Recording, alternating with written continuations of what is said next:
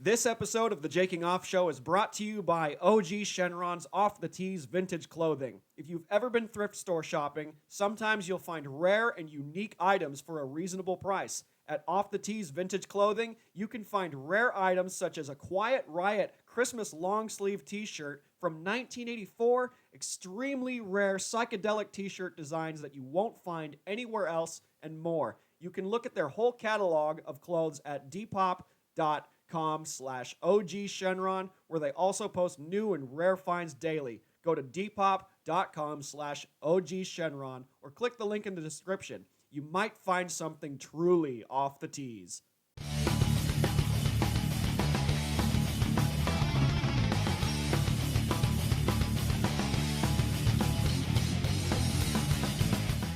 Hi, boys and girls. This is another episode of the Jaking Off Show. How you doing? Good to see you. Some of you might be new here. Thank you for subscribing, and if you haven't done that already, click that little subscribe button if you're watching this on YouTube or if you're listening on Spotify or iTunes. Click that little follow page and keep up. Review the show. I need, this algorithm to get out there, share the show, and all that to everyone. I don't know how algorithms work. Maybe it's because I'm not a woman selling pictures of my feet on the internet. I would actually have better luck financially selling pictures of my feet on the internet than doing a podcast. I kind of want to blame Joe Rogan on the fact that everyone has a podcast now. Maybe we can blame the pandemic. Maybe we can blame them both. I don't know, but everyone seems to have a podcast now.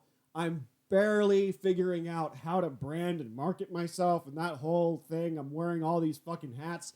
And there's another app. There's another social media app that I found out about recently, and now I have to learn how that works to get people to go to the thing and watch my stuff and, support the arts and all that shit. It's called the Stereo app.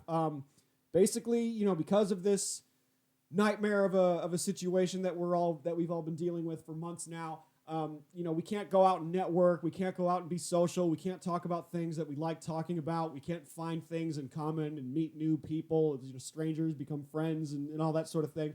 So the Stereo app is it's another podcasting app where people can talk about whatever they like: sports, music, Star Wars, nerd shit, anime, whatever you want to talk about. You can talk about it with either a stranger or someone and people can engage and listen in on the conversation and also throw their own 2 cents with, a brief audio message. If you have the kind of format where you answer questions or ask questions or do like a polling thing, or, Jeff Ross is on there. He has like Roast the Host and all that. We're all navigating towards another way to be the social creatures that we want to be. And I feel like once this thing is over, podcasting in general might die off, and so will the Stereo app for that matter.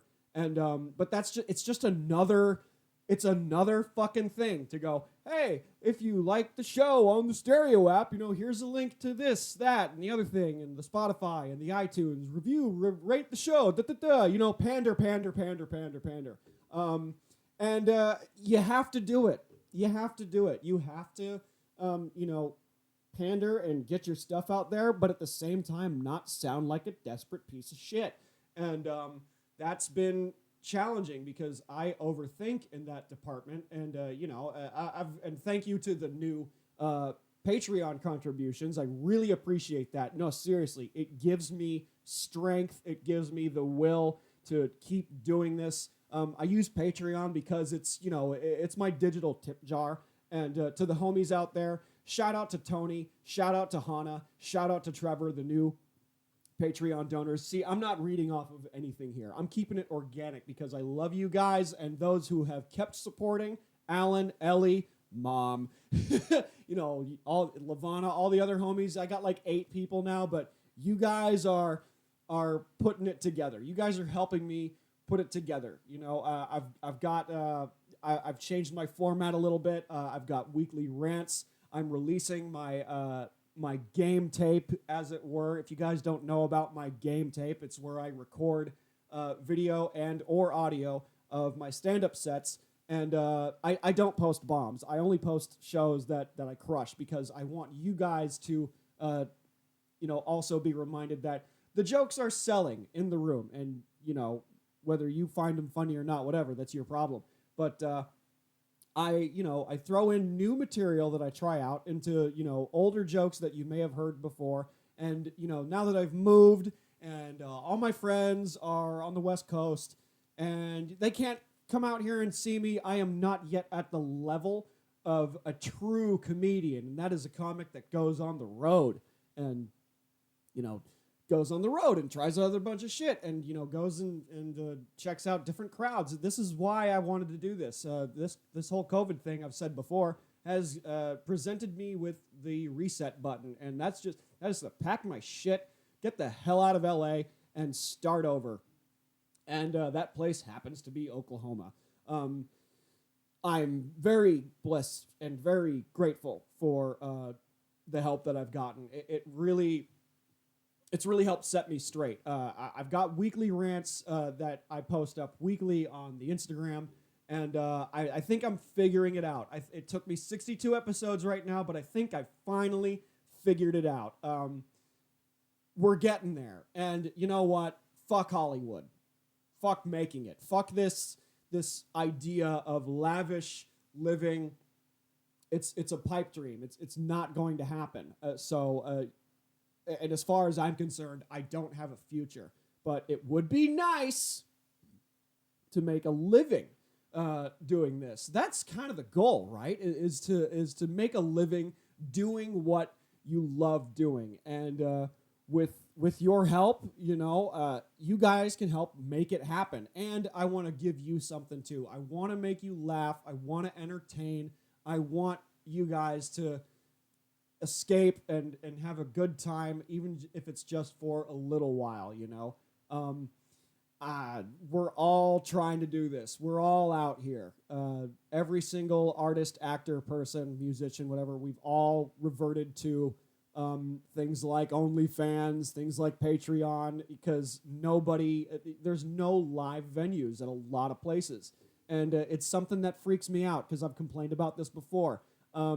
I found out a while ago that outdoor dining is banned in LA, and people tried to set up, tents outside to put the inside outside so that the business can make some money. And now outdoor dining is banned, and now it's like Prohibition era to get your fucking hair cut. It's Prohibition era just to have a meal and support a local restaurant. There's people that deliver through Postmates and Uber Eats, and a third of those profits go to those big wigs. They will survive. I'm really worried about businesses that will not survive this. Fuck the virus, just the economic recovery alone. A lot of places are in trouble. LA's in trouble. And it smelled weird from the get-go. It just, the homie who is a sponsor, OG Shenron's Vintage Clothing, Off the Tees, his business is all online now. It was one of those places you go down Melrose and there's a thrift store shop and people are selling rare and unique items, and they're finding another way to do these kinds of shopping. And with thrift stores, you window shop for the most part, at least I did, but occasionally you'll find something very rare and unique that you won't find anywhere else. And, there's other podcasts, well-known ones that are all like, that are sponsored by like Magic Spoon or Manscaped or like, some drink or whatever. We were sponsored by Liquid Death, but not enough of you guys were buying Liquid Death using a promo code that I had, so they dropped me because I wasn't helping them make money. So, I like Liquid Death. It's a great water company, but I've decided to hit up friends that have businesses of their own so that I can, help others in my circle grow rather than just read an ad for some company that will do just fine without me, So of the trees, off the trees, off the tees. God, I can't say it. OG Shenron's Off the Tees Vintage Clothing is sponsoring this episode and future episodes, so long as those Patreon dollars keep going through. Love the business. I love what he's doing. The homie. And if you've got content, if you've got something that you want to plug, and I want to help you expand your audience, and that also helps me expand my audience. Everyone grows together. That was the point of the Jaking Off show, and also to have guests on and talk about their stuff and plug show dates. But it's difficult to get guests, in part because I am a nervous as fuck person. I am socially anxious, and also fucking COVID. I'm good. I don't think I've had it. I have an autoimmune disorder. I think if I got it, I would know. But so far so good. The vaccine is out, or it just got approved to be out, so that might be a nice stocking stuffer from the U.S. government, should that happen, or maybe not. Maybe we're all fucked and we're all gonna die. With that in mind, I might as well do whatever I want, because if I go down, I want it to be with me, doing comedy, doing the podcast, doing sketches, screaming in my car, complaining about stuff every week. I was very inspired to do that. I kind of wanted to do it in my apartment, but I don't want to disturb the neighbors. I have people that live above and across and behind me. The walls aren't that thick. So I'd rather just do it from my car and look like a psychopath, screaming in my car as people stare and wonder, who is this disheveled caveman that is screaming in his vehicle? Who is this guy? I'm doing that, and I'm putting in the work. I'm putting in the reps. It's been a while since the last recording. The last time I recorded was right after a comedy contest, and the podcast has been about my journey through comedy. And if you're new, here's what's been going down lately. I booked an acting gig. That was nice. This isn't a comedy gig, but it's an acting gig, and it's something that I haven't done in a while. And I almost fucking cried on the last day of shooting, because it was a small shoot. I didn't sign an NDA or whatever, but I won't go too far into it. But I almost cried at the end of the shoot, because I was just felt so lucky to be able to do this, because back home it's pretty much shut down, and I cried, getting in my car and leaving, and going home, and I use humor as a coping mechanism to deal with heavy emotions and shit like that, and that didn't work. Someone asked, where are you from? And I'm like, I'm from LA, and I'm starting over. I'm moving to Oklahoma City and all that. And they're like, what brought you out here? And I'm like, the pandemic.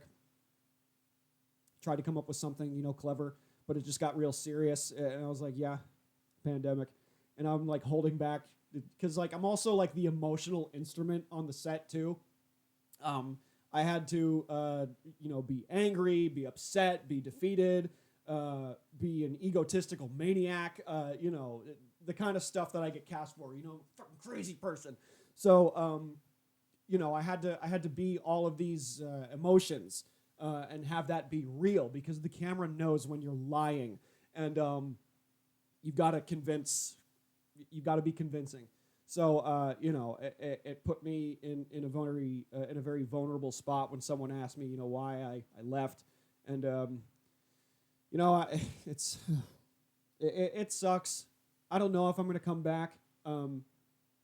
Maybe we'll it's real touch and go. Even here, I've been doing sets over here, and I used my own microphone. Did a couple of bar gigs and all that, and it's just very touch and go, because I don't want to put it all on some open mic somewhere and then get COVID.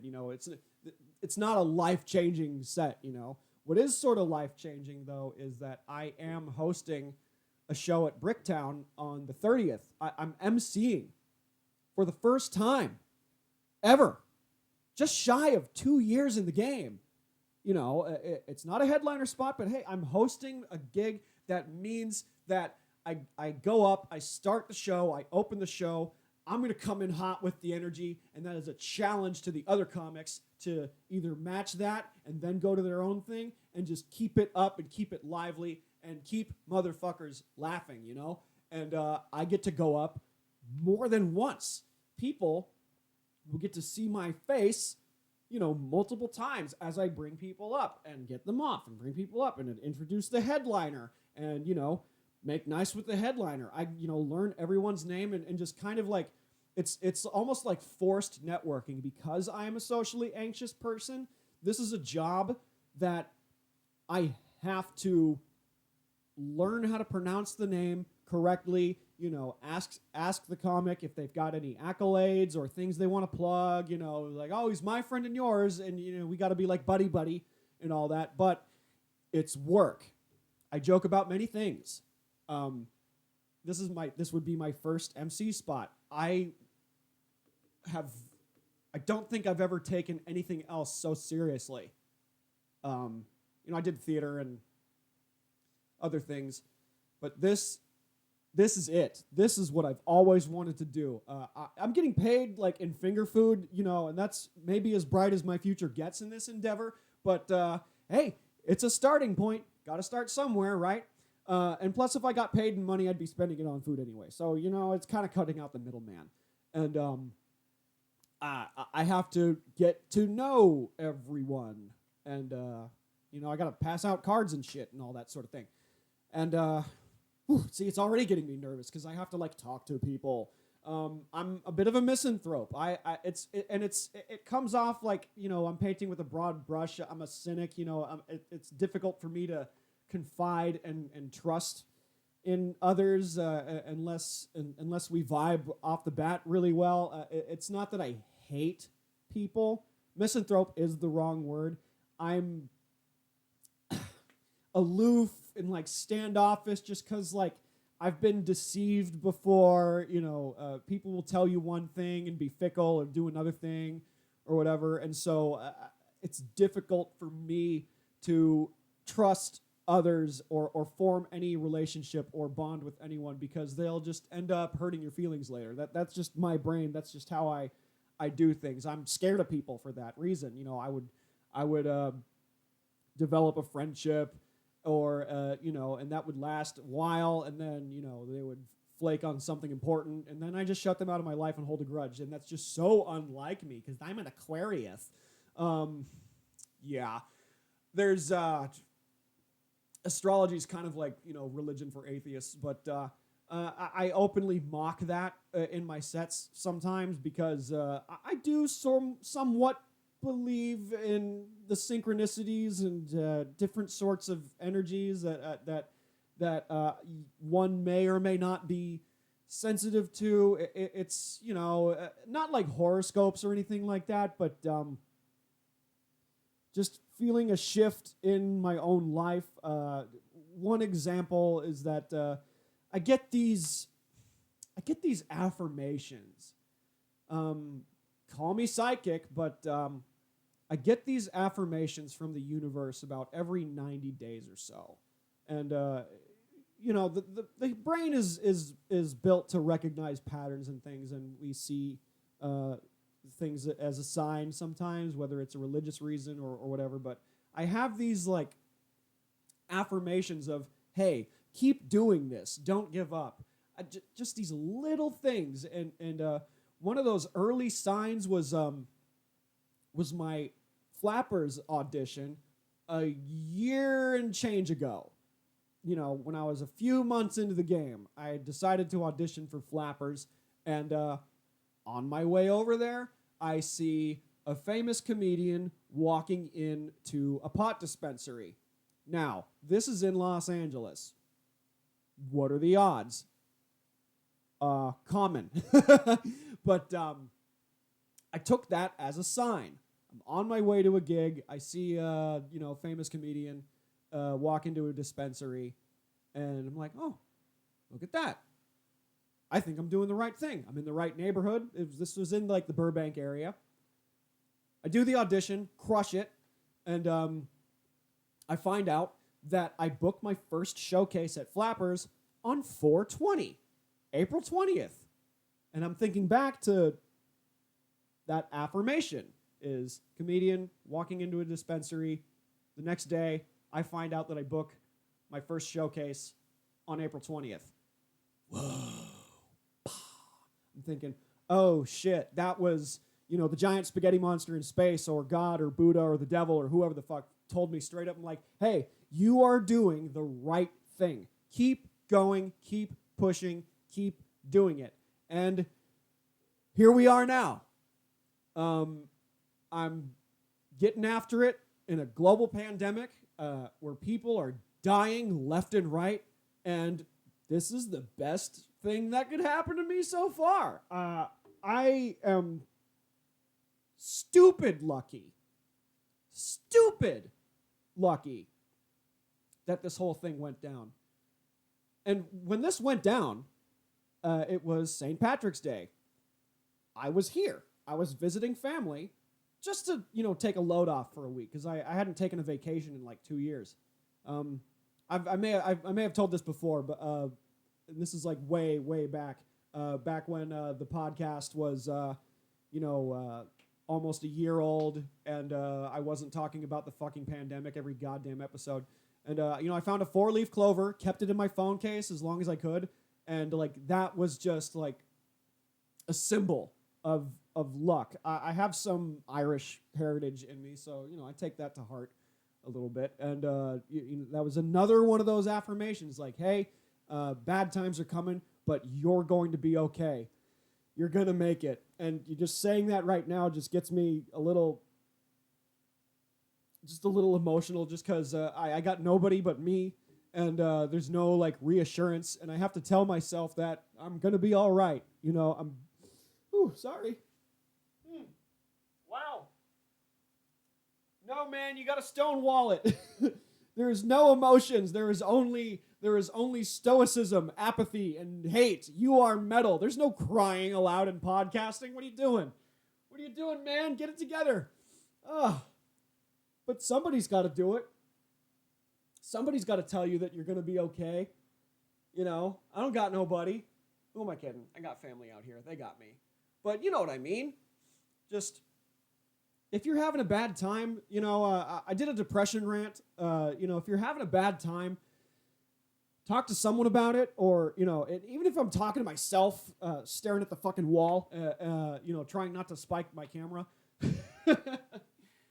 you got to do it yourself, You got to do it yourself. Because the only person holding you back is you. And I believe in myself, and that's been a long-fought battle for many years. Those who've known me a long time know that I struggle with confidence, being confident in myself and trusting my work and trusting my material. I'm learning how to be good at what I do.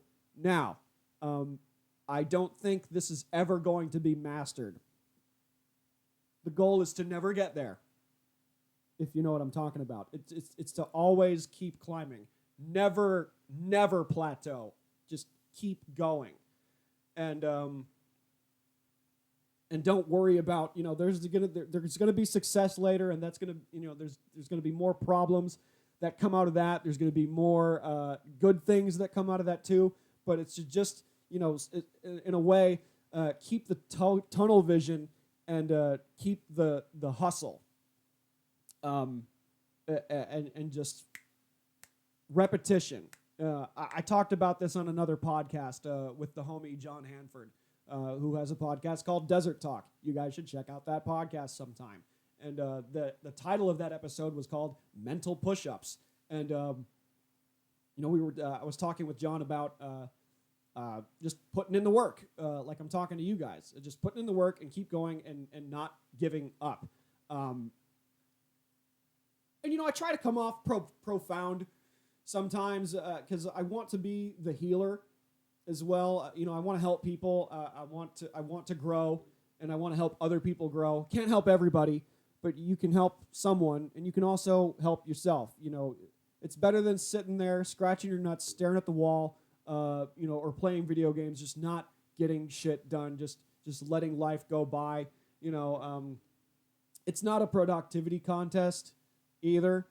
We can all go at our own pace and we can all handle things, but, just for anyone listening or watching, if you're doing something cool, don't quit. Don't let it get you down. If you've noticed the gap in between episodes, I was kind of down. I lost a couple of patrons. I got unfortunately canceled by a few people because I told an offensive joke or whatever, and you move on from it. You learn to live with it, and you learn to be true to yourself, and don't watch too much TV, and just keep on trucking. That's the moral of the whole thing. Just keep going, I'm paying a number for to keep the podcast up on all of the sites and all that, and now I'm like wasting money, going like, oh, I'm not using the maximum amount of hours that I have, and that's why I probably lost a couple of people because I wasn't. There's some people that contribute for the podcast, and I'm finding out that I can get more people on board by doing more and just doing extra and making it worth your while. I have to just get back on the train and keep doing the work, man, because it's the same thing with stand-up. You get better every time you do it, and when you sit down and rust, you get rusty, and that's what happens, man. You get rusty, and I'm trying not to, be in the fuck shit. I've talked about the fuck shit life earlier. The fuck shit life is basically rotting and taking too many naps, and that's been frequent in the mandated staycation, the state of affairs that we're now dealing with, and I feel for people that are tight on money, and that's why I'm keeping the whole Patreon thing dirt cheap. I'm not taking it personally that some people just don't give a shit or whatever. I'm still learning to not to take things personally, to not take rejection personally. Look, I grew up I was in foster care for a little while. I lived with a handful of families in a short amount of time. I was a rotten kid. I was an awful kid. I bounced around from house to house because I was wild and out of control. And being rejected, like, oh, I don't want this kid. He's crazy. He fucking he doesn't get hugged enough. So now he's nuts and acting out. We don't want that. We don't want that kid. Fuck that kid. So I know what that feels like, and then plus I'm in the acting industry and all that. I'm doing that, and people will look at your face and go, nah. And you take that personally because you think your feelings are getting hurt and all that sort of thing. And it's just block that out. If you're in that sort of business, just block it out and move on. And you got to learn how to love yourself. And I've been battling with that for a long time, and I think I've finally come around to accepting that. And that is in light of the recent contributions that I've been getting, and it gives me strength. It reassures me, hey, there are people that care about you. There's people that support your work, and I just gotta hit people up and tell them to holla. And these are friends, some of them acquaintances, some of them not. At the same time, I don't want to come off like I'm pandering. I'm like that homeless guy that's playing a guitar that's missing 4 strings on it. It's got a case that's just full of holes, and there's like quarters in there. I'm that guy. I'm that guy. I'm just, the bard is telling the tale, and if you think the tale is good, shake, shake, put a coin in the jar. That's what us content creators do, is we entertain. And that is my class.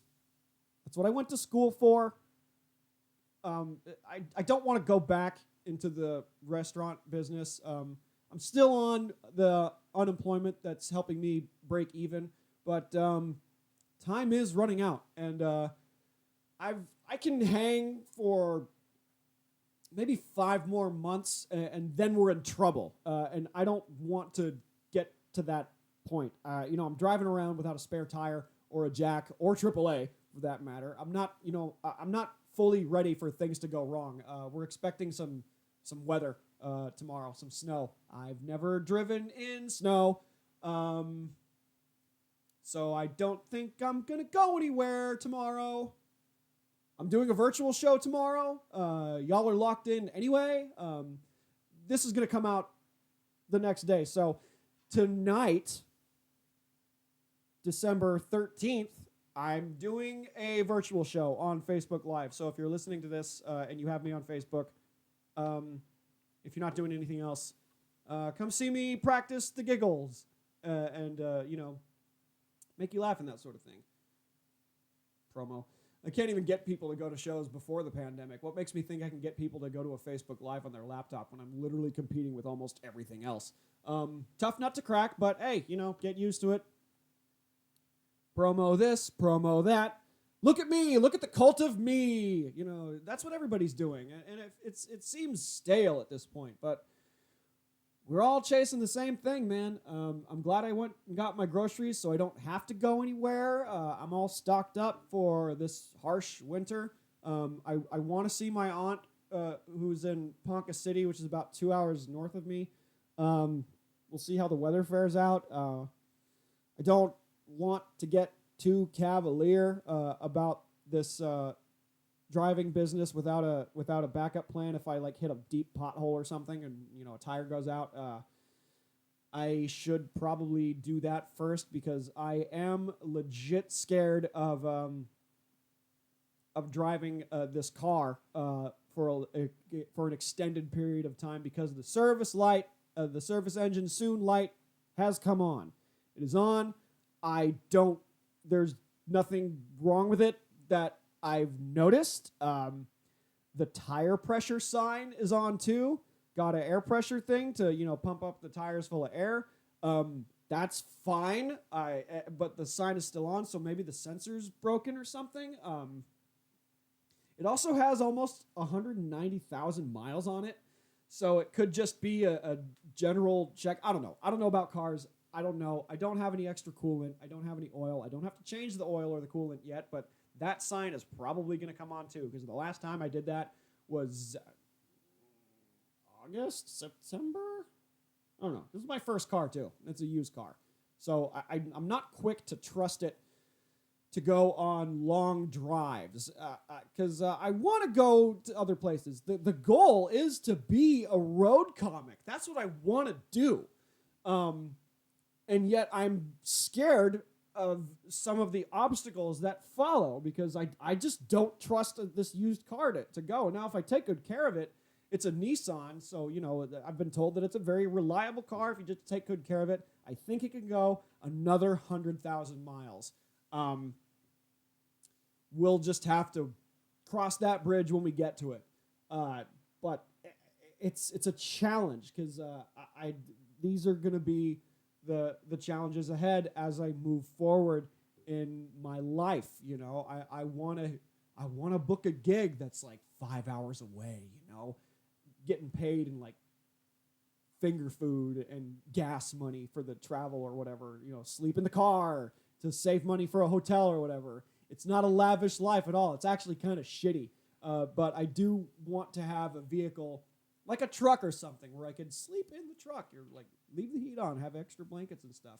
This is what I want to do. I don't really want to live in the same place twice. I don't want to go back home. I want to see the country, you know. I haven't really traveled yet. I don't have a passport, and not that that's going to happen anytime soon, but, this is what I want to do.